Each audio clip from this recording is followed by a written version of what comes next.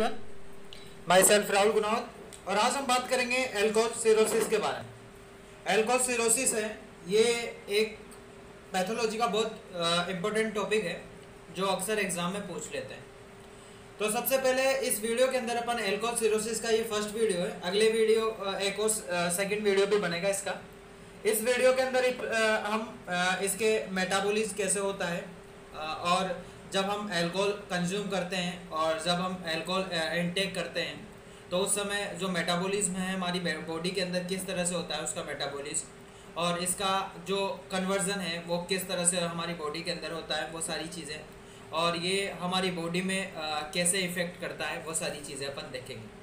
और स्पेशली ये हमारी लीवर पे इफ़ेक्ट करता है और जिसकी वजह से जो लीवर है डैमेज हो जाती है। तो इसके अंदर अपन इसके मेटाबॉलिज्म के बारे में बात करेंगे। जो नेक्स्ट वीडियो आएगा उसके अंदर उसके कोज, उसके ट्रीटमेंट और उसके डायग्नोस्टिक के बारे में बात करेंगे। तो ट्रीटमेंट बोले या क्योर बोले बात एक ही है। तो कोज, ट्रीटमेंट और डायग्नोस्टिक की अगर बात की जाए वो नेक्स्ट वीडियो के अंदर मैं बात करूँगा। तो सबसे पहले क्या हो जाता है, सिक्वेंशियल चेंजेस की अगर बात की जाए तो जो नॉर्मल जो फैटी जो लीवर होता है हमारा है, सबसे पहले हेल्थी लीवर होता है, वो हेल्थी लीवर एक हेपेटिक सिरोसिस में कन्वर्ट हो जाता है।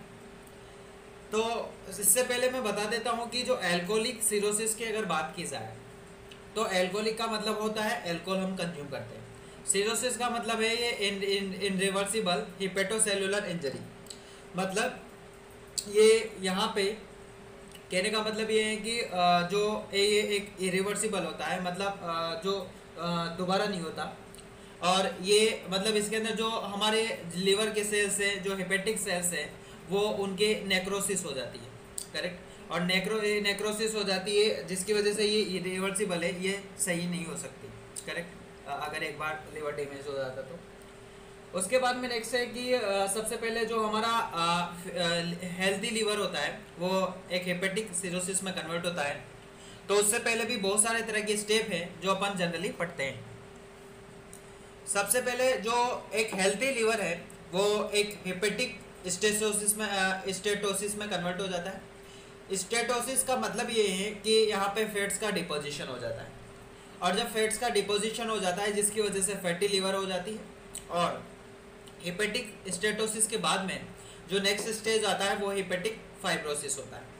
और इस फाइब्रोसिस को अपन या इसको इसके अंदर क्या हो, फिर उसके स्टोटिस के बाद में जब फैट्स का डिपोजिशन हो जाता है उसके बाद में कहने का मतलब ये है कि जो लीवर है उसके अंदर फाइबर है वो उसका डिपोजिशन हो जाता है फाइब्रस का, और उसको रिजनरेशन प्रोसेस भी हम बोलते हैं। और फिर उसके बाद में हेपेटिक फाइब्रोसिस के बाद में जो नेक्स्ट स्टेज आता है वो हेपेटिक सिरोसिस स्टेज होता है, जो बहुत सीवियर स्टेज होता है, करेक्ट, और ये एंटायर लीवर है इसके अंदर इन्वॉल्वमेंट हो जाती है, करेक्ट, लीवर डैमेज हो जाती है।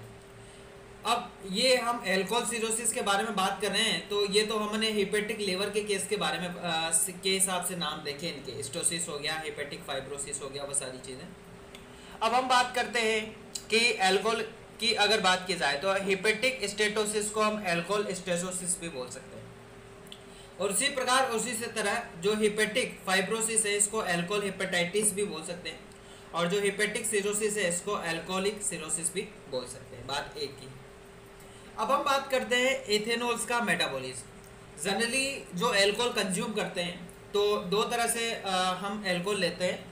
एक वो मतलब पर्सन एल्कोहल कंज्यूम करता है नॉर्मली वे में, दूसरा जो पर्सन है वो एल्कोहल कंज्यूम करता है एक एक्सेस अमाउंट में।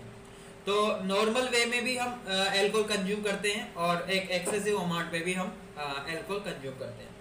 तो नॉर्मल लेवल में जब नॉर्मल अमाउंट में जब एल्कोहल कंज्यूम करते हैं तो वो इतना इफेक्ट नहीं करता हमारी बॉडी को, बट अगर एक्सेसिव अमाउंट में अगर एल्कोहल कंज्यूम करते हैं तो वो बहुत ही ज़्यादा इफेक्ट करता है हमारी बॉडी को। किस तरह से करता है वो दिखा देता हूँ मैं आपको। सबसे पहले इथेनॉल है, वो इथेनॉल एक एसिड एल्डिहाइड में कन्वर्ट होता है, और एसिड एल्डिहाइड फिर एसीटेट में कन्वर्ट होता है, और एसीटेट है वो एसिटाइल कोएंजाइम में कन्वर्ट हो जाता है, और एसिटाइल कोएंजाइम CO2 और H2 में कन्वर्ट हो जाता है। ये ढंग से दिखा देता हूँ। तो फिर उसके बाद में जब जो गड़बड़ी कहाँ होती है, इन स्टेप्स के अंदर होती है। ये तो नॉर्मल मेटाबॉलिज्म है, कुछ इस तरह से चलता है। और फिर acetyl coenzyme CO2 carbon dioxide water में कन्वर्ट हो जाता है। तो जब इथेनॉल है वो इथेनॉल एक एसिड एल्डिहाइड में कन्वर्ट होता है, एल्कोहल डिहाइड्रोजनेस ADH के प्रेजेंस में कन्वर्ट होता है। और जब एसिड एल्डिहाइड जब एसीटेट में कन्वर्ट हो जाता है तो एसिड एल्डिहाइड डिहाइड्रोजनेस के प्रेजेंस में होता है। यहाँ पे जब इथेनॉल एसिड एल्डिहाइड में कन्वर्ट हो जाता है, एक MEOS रेस्पॉन्सिबल होता है इसके लिए। माइक्रोसोमल इथेनॉल ऑक्सीडाइजिंग सिस्टम, मतलब यहाँ पे इसका इथेनॉल का जब ऑक्सीडेशन होगा फिर ये हमारे एसिड एल्डिहाइड में कन्वर्ट हो जाता है। तो ये जो इथेनॉल एसिड एल्डिहाइड में कन्वर्ट हो जाता है ये एक कैटालिस्ट के प्रेजेंस में होता है, एक पेरोक्सिसोम के प्रेजेंस में रिएक्शन होती है। और जब इथेनॉल एसिड एल्डिहाइड में कन्वर्ट हो जाता है तो ये जो रिएक्शन है हमारी साइटोसोल्स के अंदर होती है। और जब एसिड एल्डिहाइड हमारी एसीटेट में कन्वर्ट हो जाता है तो ये माइटोकॉन्ड्रिया के अंदर होती है। तो ये जो सारा का सारा प्रोसेस हो रहा है ये हमारे लीवर के अंदर ही हो रहा है, करेक्ट। अब होता क्या है कि अगर कोई भी किसी भी तरह का पर्सन है, अगर वो ज़्यादा अमाउंट में अल्कोहल कंज्यूम कर लेता है तो उसके अंदर जो ये इथेनॉल एसिड एल्डिहाइड में तो कन्वर्ट हो जाता है। एक जब ऑक्सीडेशन होगा MEOS माइक्रोसोमल एथेनॉल ऑक्सीडाइजिंग के प्रेजेंस में, सिस्टम के प्रेजेंस में एल्कोहल डिहाइड्रोजनेस रेस्पॉन्सिबल होता है, ये रिएक्शन तो हो जाएगी। बट एसिड एल्डिहाइड की अगर जभी भी अपन बात करें तो ये एसिड एल्डिहाइड बहुत टॉक्सिक सब्सटेंट है। और जब ये बहुत टॉक्सिक सब्सटेंट है तो ये क्या करेगा, इस माइटोकॉन्ड्रिया है, ये जब एसिड एल्डिहाइड एसीटेट में कन्वर्ट होता है तो ये माइटोकॉन्ड्रिया के अंदर होता है। तो ये टॉक्सिक सब्सटेंट है तो ये माइटोकॉन्ड्रिया को क्या है, डैमेज कर देगा। और माइटोकॉन्ड्रिया अपन को सभी को पता है कि एक ATP का प्रोडक्शन करता है, जनरली ATP के जनरेट करता है।